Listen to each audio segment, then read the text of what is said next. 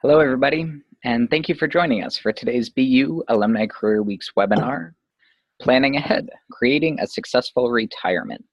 My name is Dan Gardner, and I'm a member of the Career Programs team in the Office of Alumni Relations. Now, as anyone in the Northeast knows, we are currently in the midst of a nor'easter, and I'm actually presenting from my home office in Quincy, Massachusetts, as the university is closed. If I were to lose power or internet, I'll be in touch with the presenter and we will reschedule the webinar accordingly, but we don't anticipate any technical issues on our end. So thank you to everyone, especially all those who are braving the storm for joining us today. Today's webinar is sponsored by Boston University Alumni Relations and is offered to our 326,000 alumni all around the globe. Throughout your career, BU is committed to helping you define and achieve your professional goals. We aim to do this by providing alumni with access to a series of valuable online tools and social media communities. Now, it's important that we get your opinion on how we're doing, so please be on the lookout for an Alumni Career Week survey later this month. I know that we have alumni joining us today from places like Santa Monica, California, Cape Elizabeth, Maine, Broomfield, Colorado, Westport, Connecticut, Providence, Rhode Island, along with dozens of Massachusetts alumni from towns like Brighton, Kingston, Methuen, Salem, and many more. For each and every one of you out there, please know that we really do value your opinion on this and every program that we offer. Before I introduce today's speaker, some brief housekeeping notes. As you know by now, this webinar is being hosted on our new Zoom online meeting platform. So if you experience any trouble with the audio or visual portions of this presentation, we ask that you please contact Zoom support at 1-888-799-9666. Again, if you want to write that number down, it's 1-888-799-9666. Today's presentation is being recorded and will soon be available for on-demand viewing on the Alumni Association website, found at www.bu.edu/alumni. Our speaker today is very eager to answer any questions that you have, and you are welcome to submit them throughout the presentation using the Q&A box by hovering over either the top or bottom of your screen and selecting Q&A. Now it's my pleasure to introduce our speaker for the day, College of Arts and Sciences alumna, Dr. Jill Steinberg. Jill is an emeritus professor at SJSU, a licensed clinical psychologist, a Salzburg Fellow, author, and founder of MyRetirementWorks.com. She received her undergraduate degree from Boston University in 1972 and doctorate in clinical psychology from The Ohio State University in 1978. She teaches classes and has presented her research on successful retirement to universities including BU, Google, and other professional organizations as well. She is a dedicated lifelong learner, having a PhD in clinical psychology with an emphasis on community organizing. In her pre-retirement life, she was the director of the Peer Mentor Program and a psychology professor at San Jose State University in California, as well as a licensed clinical psychologist in private practice in Santa Cruz. The transition from full-time work to enjoying retirement came pretty easily. This was unexpected given how much she loved working with her students and being part of a university community. However, it took a couple of years to realize that her psychologist mind was missing something. It was missing her passion. That's when she started this project. Jill spent a year reading the scholarly and popular literature related to successful retirement, and she wanted to know, how closely does the theoretical research literature match what people are actually doing and feeling? Thus began the data collecting as part of the research project. She interviewed at University of California lifelong learners, members of the Silicon Valley community, and she did focus groups related to successful retirement.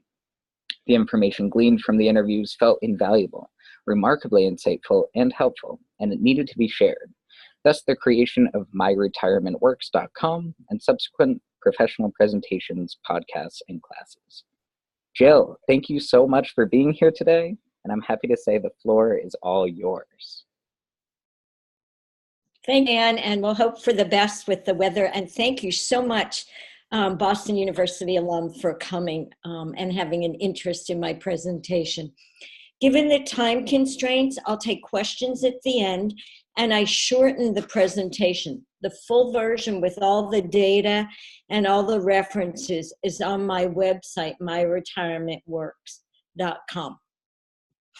Successful retirement, what does that make you think? If you're like most people in the research literature, you're probably thinking about having enough and look forward to enjoying free time without much thought to what retirement will actually look like. Until recently, many thought of 65 as the age of retirement.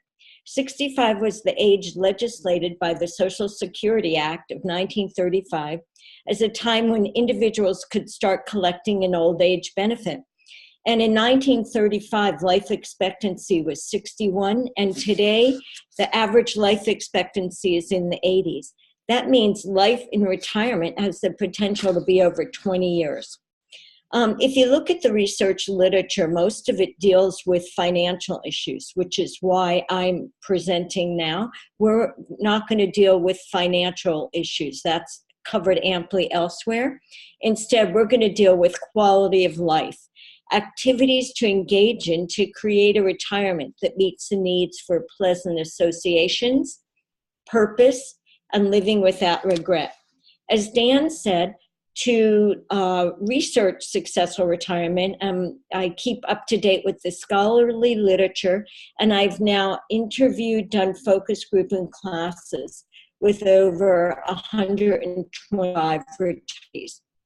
And although my sample is not random and it's biased towards highly educated, above average income retirees and probably represents a more ideal retirement, it definitely represents real people like you and me. The research literature finds for most retirees, life in retirement is better or the same as it was before. And more specifically, the research finds that retirement can start with a honeymoon phase, then there's a steep decline, and then it stabilizes to at least as happy as one's working time. And depending on the individual survey or study, up to 25% of people continue to have problems adjusting. And this is true regardless of the age the person retires.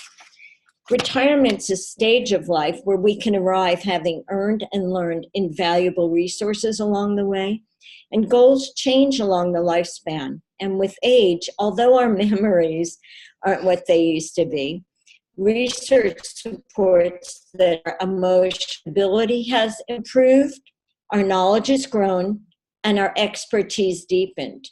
In significant ways, older people can contribute more than younger people. The goal for this presentation is to get you educated and involved in thinking about and planning for this stage of life, ideally before and after you retire. The point is, you're never too young to think about retirement, and you're never too old to make it better. Here are the secrets to the path of successful retirement from the people who are actually living the dream and avoiding retirement funk. Arthur is a software engineer, and he was responsible for developing text messaging during his 12 years at Google. He retired at age 47. He listened to the people who said, if you have the chance, be with your family, especially when your children are young. Arthur and his wife both took that chance, as well as the chance to have time to do something else, totally their own way. Arthur's home with his wife and his daughter, Eva, and is fully engaged in his computer science projects. Cindy, now in her 70s, retired in her 60s from her position as a university professor and administrator. She's actively involved in volunteer positions with children.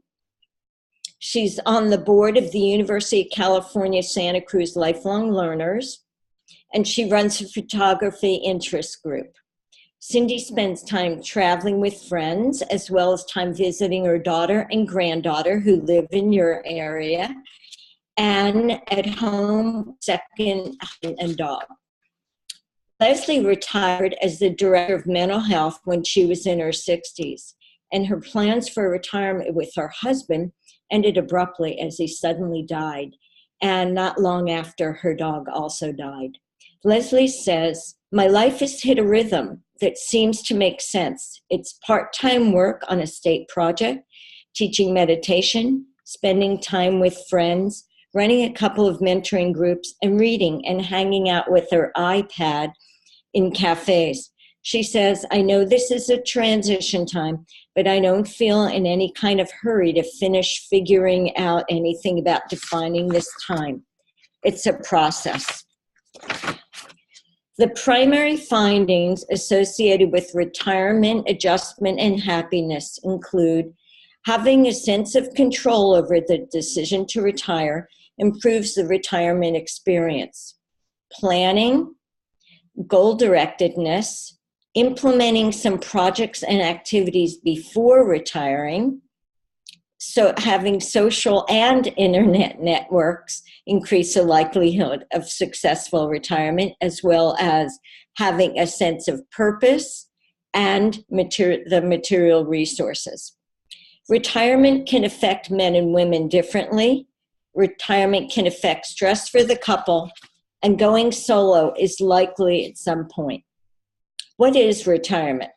The literature tends to discuss retirement as a discrete point in time, a clear point when the person stops working.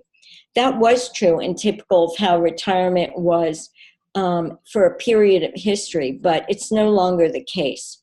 For most, the boundary between work and retirement has become unclear. Retirement is evolving, and for the majority with your background, it can be a process that takes the form of being self-employed or working for someone else, often for purpose or to give back rather than accumulate more wealth. Working in retirement used to be an oxymoron, and it's now becoming the new normal. According to employment statistics, the older workforce is growing more rapidly than the younger workforce, including an aging of the science and engineering labor force. 55 and over is the only age group where workforce participation rates have been rising, which is in contrast to past decades of decline. In the general population, 1 in 5 workers aged 50 and older has a retirement job. The mean age of those working in retirement is 63. And for those in the science and engineering sector, in spite of perceived and actual pressure for older workers to retire, there's also a rising median age. 1 in 3 science and engineering workers is now over age 50. Having a sense of control over the decision to retire, being able to decide how and when to retire, can affect the person's ability to plan and is correlated with higher levels of self-efficacy, mental well-being, and how well people take care of themselves, including their health. It also affects people tend to have higher levels of income. Oh, one word about finance. In terms of sense of control, many responders supported the research findings that having a pension helped them make the decision to retire and has helped them feel more in control of their lives and more secure and happy with retirement. Forced retirement, on the other hand, is a predictor of adjustment problems and can have a negative effect on the retired person and their partner. There's some literature that supports the finding that transitioning into retirement with bridge employment is associated with better physical and mental health in comparison with full employment. However, overall, the literature is consistent in the finding that what matters most is whether the person perceives their retirement as chosen or forced. And fortunately for us BU alum, perceived control increases with education, wealth, and socioeconomic status. Advantaged individuals accumulate more opportunities for controlling transitions through life. Another consistent research finding is that retirement tends to be easier for people who are goal-oriented and therefore able to plan what to do before and after they have retired. Planning is also correlated with higher retirement satisfaction and better adjustment. However, according to current Social Security data, future retirees do not plan for the decision very long. About half only took 6 months to a year.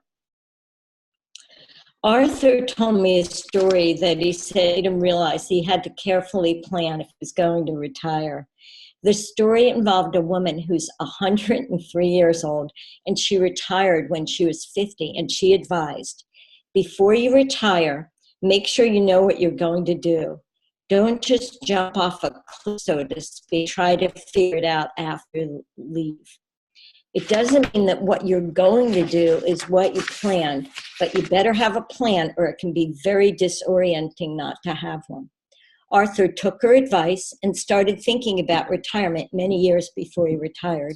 And 2 years before retirement, he started planning. He wrote down 3 categories: projects he wanted to work on, goals he wanted to achieve, and descriptions of what he wanted a typical day to be like.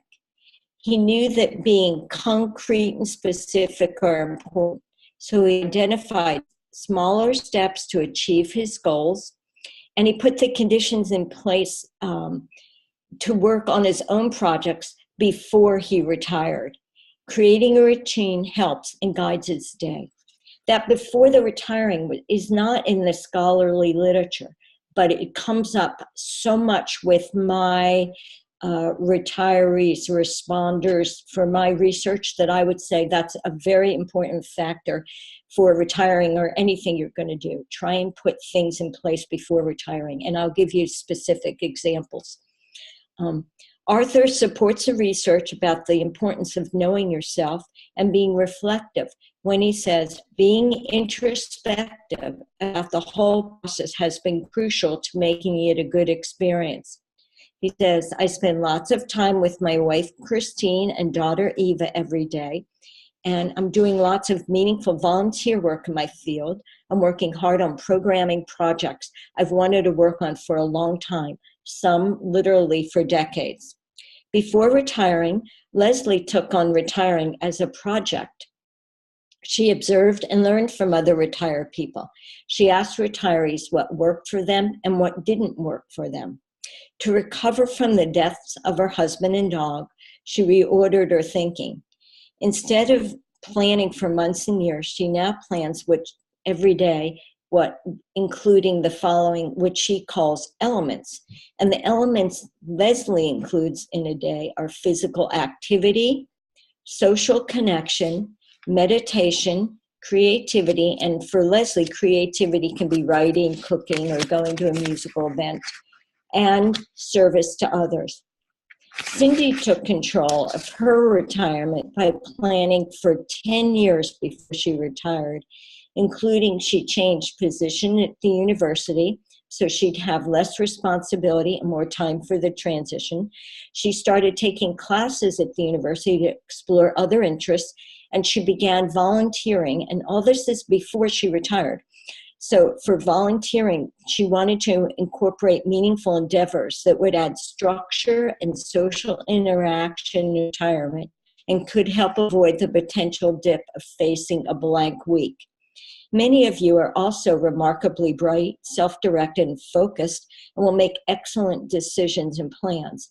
The research supports that people like Arthur and you will use the same approach to dealing with any kind of problem situation in retirement that you use with problems to be solved in your careers. However, the literature on behavioral economics finds people are not really good at accurately predicting their future happiness and behavior, which can lead to suboptimal retirement decisions. I'll give you a few of the pitfalls to watch for. Individuals experience loss aversion. Losses hurt more than gains feel good. In terms of retirement, individuals' potential to earn more may not be enough to compensate for their reluctance to work longer, and they might retire prematurely before their optimal financial and psychological time. Additionally, individuals experience impact bias, which is the tendency to overestimate the intensity and duration of their emotions in reaction to positive and negative future events. Individuals may choose to retire early because they think working longer will be worse than it is, and life in retirement will be better than it is. In other words, although individuals can pre-experience future events through mental simulations, Their prospections are often inaccurate and can lead to a mismatch between mental simulations and actual experience. Here's why. Researchers Gilbert and Wilson argue that mental simulations are unrepresentative. They're from memories of past events, and individuals remember most clearly the best and worst aspects of an event, as well as the final moments of it. Individuals are more sensitive to negative events than positive events. Mental simulations are essentialized. They contain main features of an event, not minor details. When thinking about retirement, people will imagine and focus on the larger issue of leisure time without the smaller details of how to spend the time. And they don't think about things such as whether their friends will be retired and they'll have anyone to do things with. Mental simulations are shorter than the actual event and are in a different context. People imagine the beginning of retirement when it can feel like a long weekend and not later when there might be the potential of boredom, lack of purpose, or loneliness. And lastly, people tend to put too much weight on immediate rewards. Many people retire earlier than expected. The data say that 72% of workers indicate that they plan to work after age 65, while only 27% actually do. Perhaps some of the mismatch in expectation versus reality can be explained by neuropsychology. People think getting a reward will make them feel good, and that's not necessarily true. It's the anticipation of the reward that raises dopamine levels, a feel-good chemical. Thinking about retiring may bring more pleasure than actually retiring. Some other consistent predictors of well-being in retirement include flexibility in goal adjustment and tenacity in goal pursuit, as well as the ability to deal with failure and loss.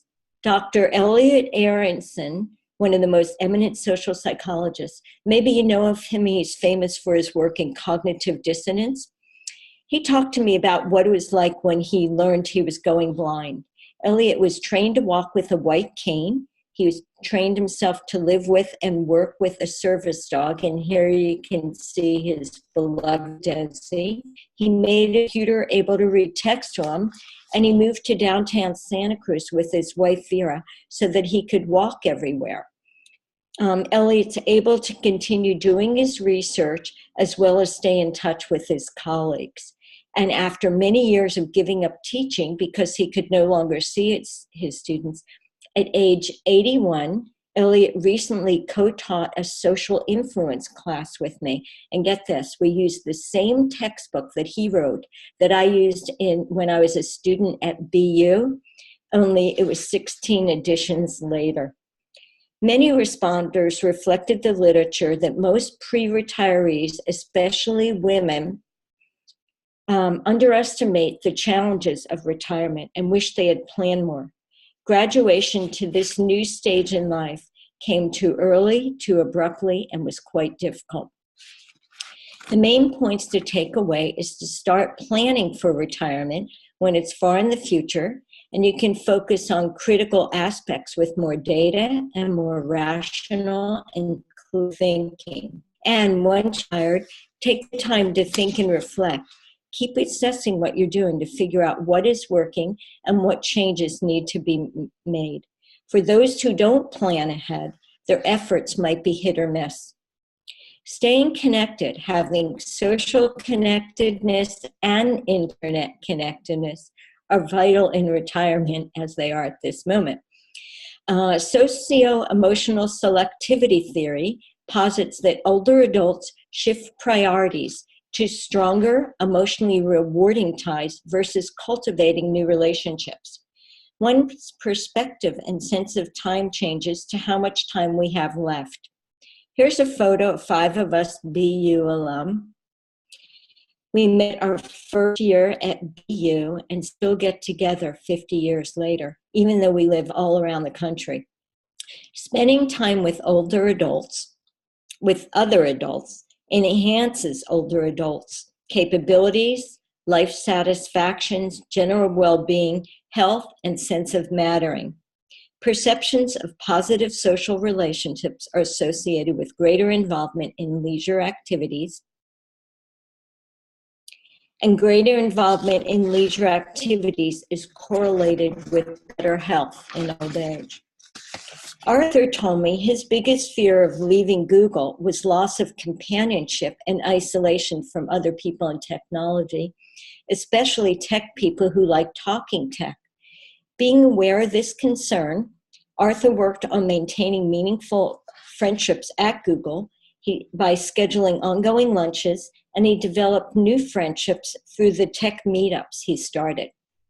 This is a time in life when people can experience many losses. The retiree's world can shrink, like Dr. Aaron's, in work, declining health, death of loved ones, including pets, and moves. So it's no wonder social robotics, including robotic pets, is a growing field. Arthur and others like Devin's in his 30s, who left tech, talked to me about the issue of a tech bubble. Unlike academia, which encourages emeritus professors like myself to come back and work with colleagues, tech tends to protect its secrets and exclude workers who leave from information and getting together.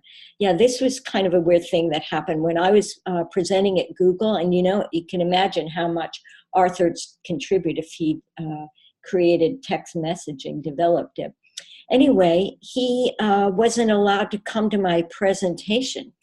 And I talked to the people that had invited me, and we worked on making an exception for him. And Google, with all their tech and YouTubes and everything, won't even put my presentation public. They keep it private so that whoever asked questions or heard things, it wouldn't get out. That's how much of a tech bubble there is.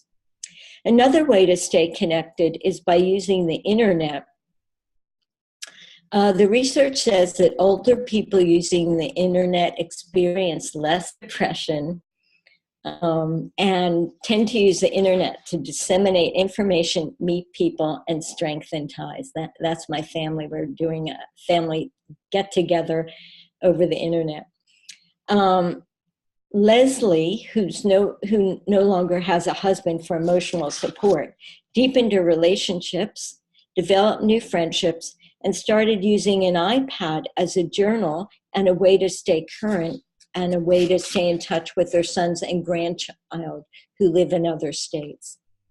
The role of mattering and having a sense of purpose have important roles for physical health and well-being. If you go to my website, I have tons of studies, references. It's a very big field, having purpose.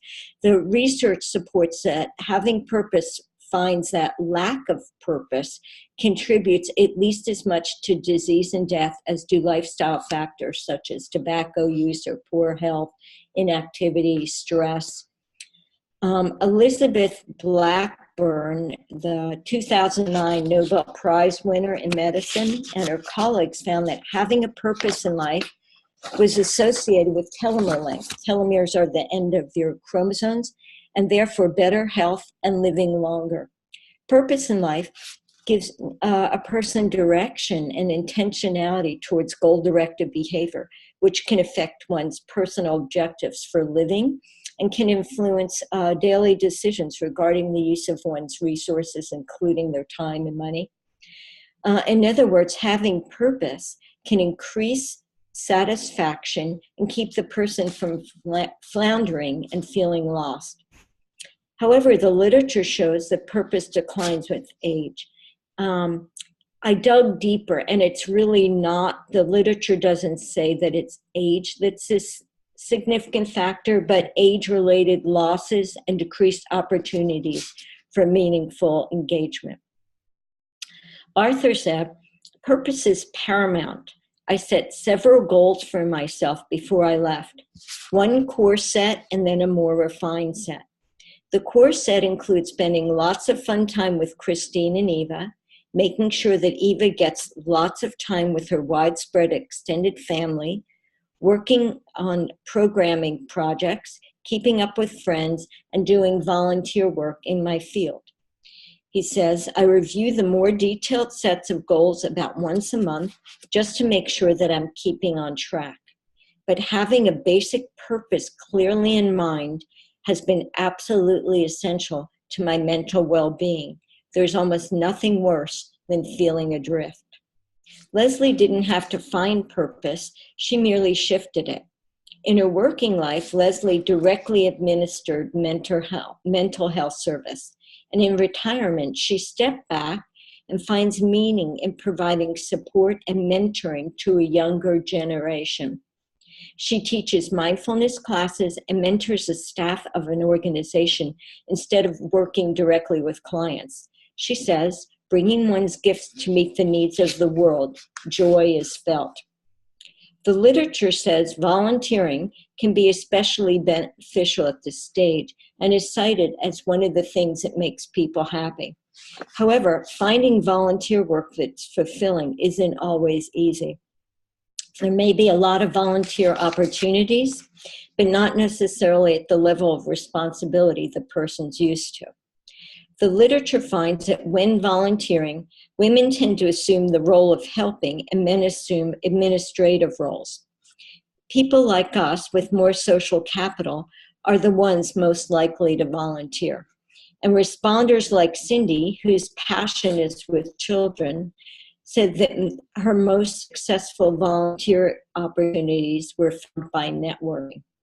The literature on managers that say that managers like Leslie find mentoring deeply satisfying, especially those situations with more long-term ongoing relationships.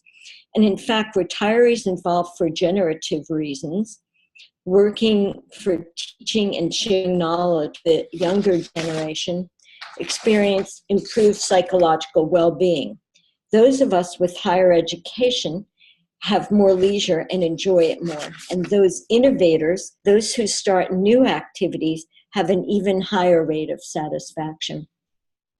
Working on how to spend the day can be an ongoing issue.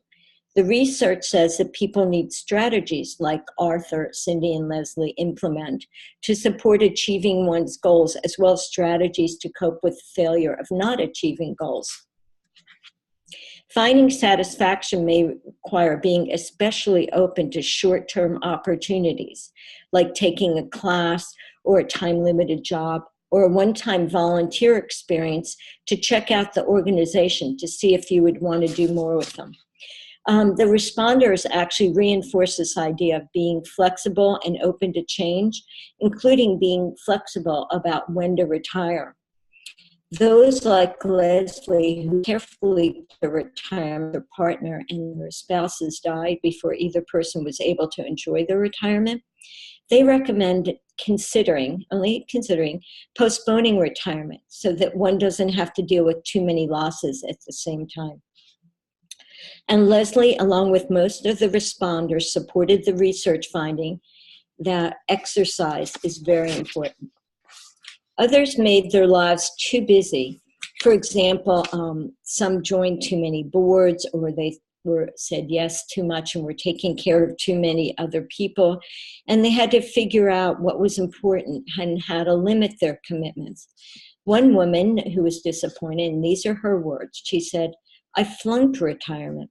I didn't take the time to figure out my new identity.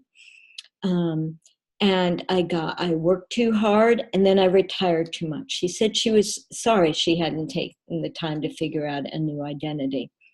Another woman, a nurse, also felt bad about, and again, she used the word flunking retirement. She returned to her job that she had complained about for so long and felt embarrassed to be back at work with all the people who'd been complaining with her for many years and were envious that she had retired.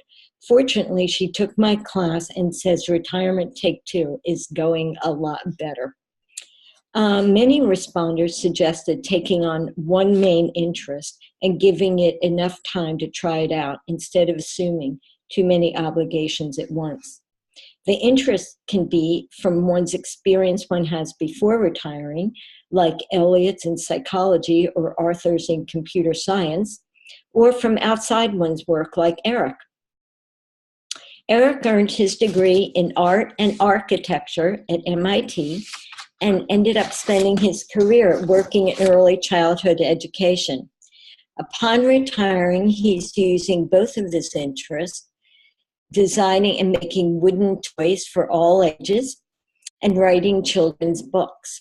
And, the writing the children's books, the New York Times gave him a great review, and these are things just in retirement.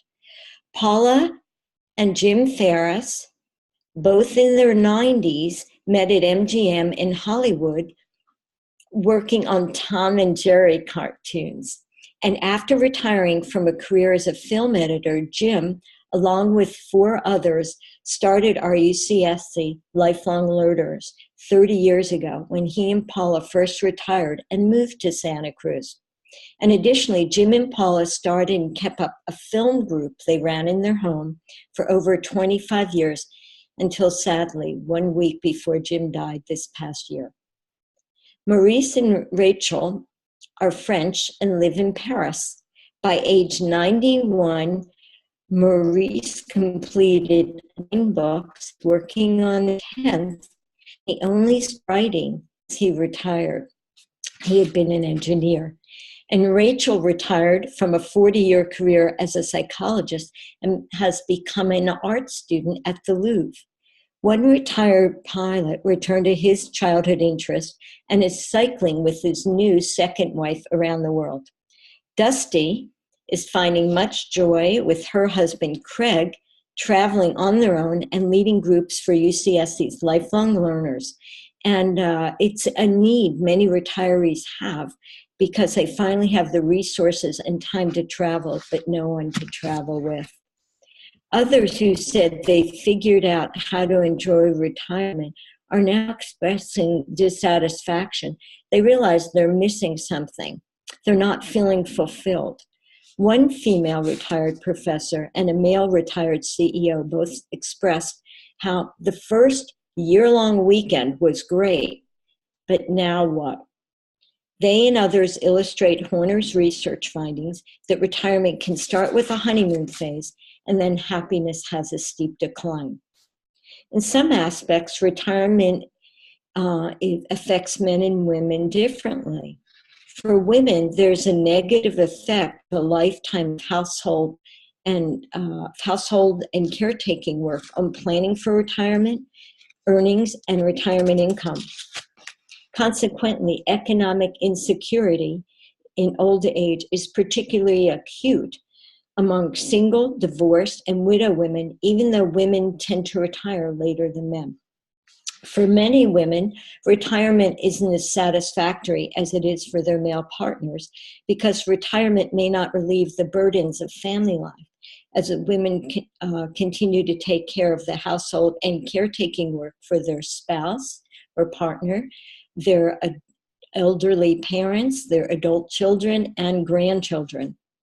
Work may have been the place where women got their emotional support, and work can limit the amount of time they spend dealing with family responsibilities and conflicts.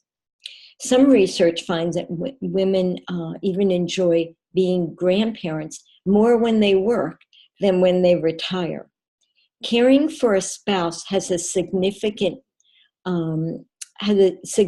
impact on the time of retiring. A woman with an ill husband is 5 times more likely to retire.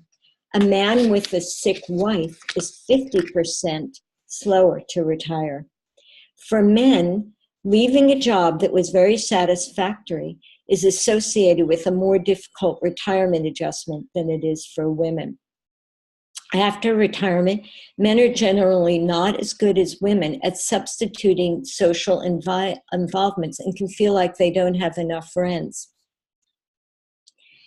However, research suggests that males actually report higher level of purpose than females.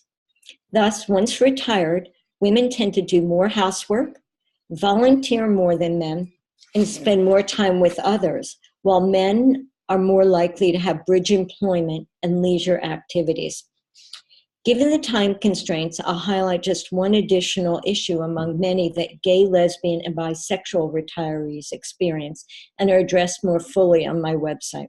Many express great concern about discrimination, particularly from healthcare professionals as well as their biological families. In terms of couples issues, Google's past CFO, Patrick Pichette, expressed it best upon giving his leaving notice when he said, "Tamara and I will be celebrating our 25th wedding anniversary. When our kids are asked by their friends about the success and longevity of our marriage, they simply joke that Tamara and I have spent so little time together that it's really too early to tell if our marriage will in fact succeed." You know, he's right. The transition to retirement can be difficult for couples.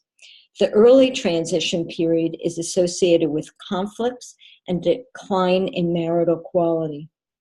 Although married retirees usually have better psychological well-being than single or widowed retirees, this beneficial effect disappears if one of the spouses is working, with the most dissatisfied couple situation being when the wife is still working and the husband has retired.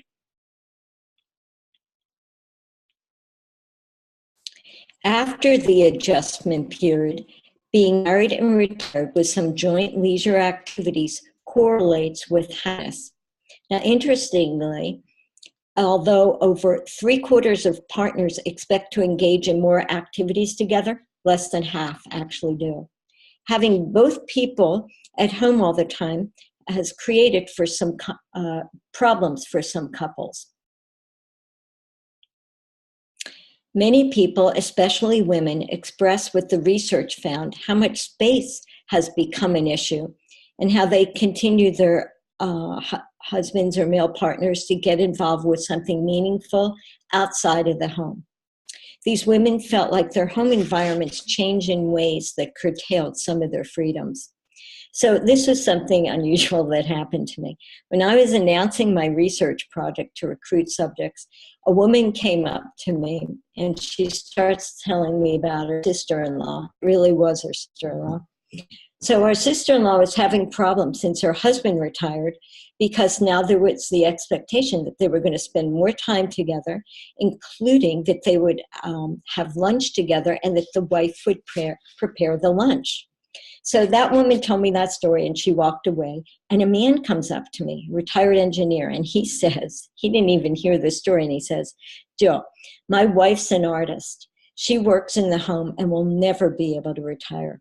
I think one of the reasons my wife and I are dealing so well with both of us being in the home is that I like to go out to lunch by myself." He says, "You remember that old adage? We got married for better or worse, but not for lunch." And you know, the first woman told me about her sister-in-law. Well, when I interviewed that woman later, she signed up to be interviewed. She told me that the sister-in-law was so tired of her husband staying in the home that she actually built an aviary on their property so he would at least have to go out and tend to the birds. Among non-employed women, at least 65, living with a spouse increases house and care work by 1 hour a day, with most of the time spent cooking and cleaning. In contrast, living alone is a growing phenomenon. Currently, 28% of all U.S. households are made up of people living alone, which is more common than the nuclear family. 1 in 3 baby boomers is unmarried and lives alone. Death isn't the only cause of going solo. Divorce for people 50 and older is on the rise. Even though being unmarried makes one more vulnerable to social isolation, loneliness, health problems, and being economically disadvantaged, those living alone are healthier than those living with adults other than a spouse, or even in some cases, those living with their spouse. In recent decades, older people have demonstrated a clear preference for living alone rather than moving in with family or friends, living what they say is with intimacy at a distance. In terms of coupling, One woman expressed the research best when she said she's more interested in having someone to go out with than someone to come home to. And as people who are alone become more socially active and more involved in their communities. Donna, a retired university instructor who divorced several years ago, explained, I wasn't planning or wanting to go solo. I didn't choose it or embrace it, but I did accept it and grow into it. Since I've always lived with people, I found, once I got comfortable, a real sense of peace and gratitude. To have the space and place called home, to make all the choices my choices with the most basic of things, like what when to eat, how to arrange flowers, whether to turn up or down the music. These were the good, welcome, and even kind of fun areas of personal freedom I'd never previously experienced. And maybe since towards the end of my marriage, with an ongoing coolness and quiet tension, it felt good to be solo, cleaner. She said there's also a less attractive side. Every decision is mine and not shared with a different perspective or support. Sometimes that feels a bit burdensome. I do hope to be back in an intimate relationship, she says. Until that time, I have romance, kind of like a seasoning, maybe curry here and there, now and then. It's always been nice and something to appreciate. Leslie expresses much appreciation for a new friendship, so she says, I'm letting friends become a stronger part of my life, sharing in my vulnerable moments and my rough edges in ways I previously saved for my life partner. Bill, a retired physician, is having a much tougher time and said since his wife died 3 years ago, he relies a lot on his adult daughter and continues to experience much loneliness. Most of the participants made a point of saying how much they valued Santa Cruz as a great place for retirement, which supports the research that one's environment is important for a successful retirement. How older people feel about their neighborhood is important for positive physical and mental health. Environments that allow older people to feel safe and walk for fun, exercise, shop, or go to a particular destination contributes to greater physical activity and lower rates of being overweight, depressed, and alcohol. I saw that sign in Britain and took the picture. I hope you like it. It cracked me up. Santa Cruz has safe and beautiful places to walk, by the ocean to cafes, bookstores, and libraries, food stores, and many love the ocean and the chance to do things like kayaking, as I'm doing here in this photo with my dog Herbie, who I was finally able to get because I was tired. Additionally, most of my responders emphasize the significance of lifelong learners at UCSC for social connections, opportunities to make friends, find a sense of purpose, and contribute back. They also emphasize that being involved in a world-class university makes it easier to be lifelong learners. I'm about to conclude. If you want to learn more and keep up with the research, check out my website, myretirementworks.com. And you can also read stories like Leslie's and Elliot's, and hopefully you'll consider writing your own from my website. And in April, check out BU's newsletter for my listicle. Retirees are largely satisfied with their lives, and for some, this may be the happiest they have ever been. Whatever you do, try to have control over when and how you retire, be goal-directed, plan ahead, implement some things before and after retiring, be introspective, stay connected, find your purpose, plan for going solo, and enjoy your retirement. The Beatles said it best, I get by with a little help from my friends. Thank you, and here's to your successful retirement. Besides questions today, I'm totally open to hearing from you. You can just email me there, my regular email, or through my website. Thank you, and I hope you have a wonderful retirement. Thank you so much, Jill. We really appreciate it. Now, we do have a few questions so far, and I'd encourage everyone else to go ahead and hover over the screen, and you should see a Q&A button either at the top or bottom, and you can enter your questions into that Q&A box as well. But one of the first questions we received, this participant appreciated the emphasis on doing and goals, but asks, how do you not get caught up in that negative self-evaluation about your productivity? And what about the value of contemplation and leisure as well? Wow.